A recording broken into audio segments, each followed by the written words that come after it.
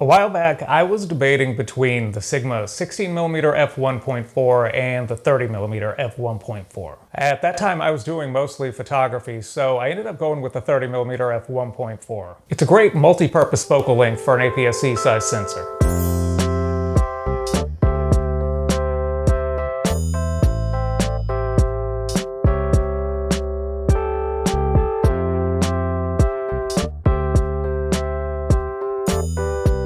In that time, I started making these YouTube videos and I kind of regretted not getting the 16mm. But I'm still doing photo shoots, so I didn't want to return the lens. Instead, I decided to see if I could just make it work.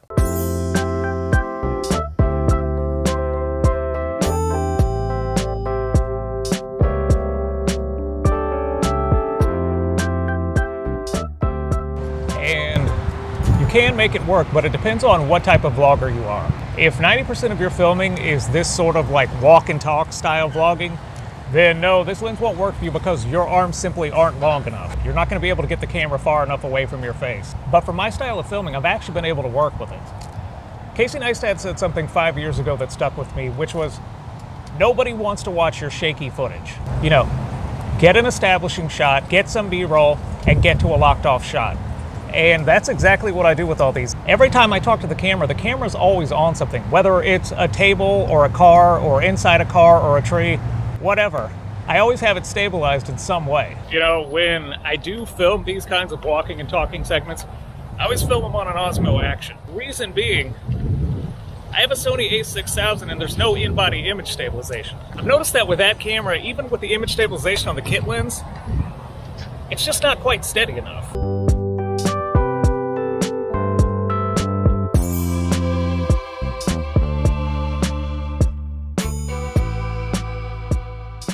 You know, the Sigma 30mm f1.4 is a great lens. It's tack sharp, it has amazing image quality, and autofocus is quick and accurate.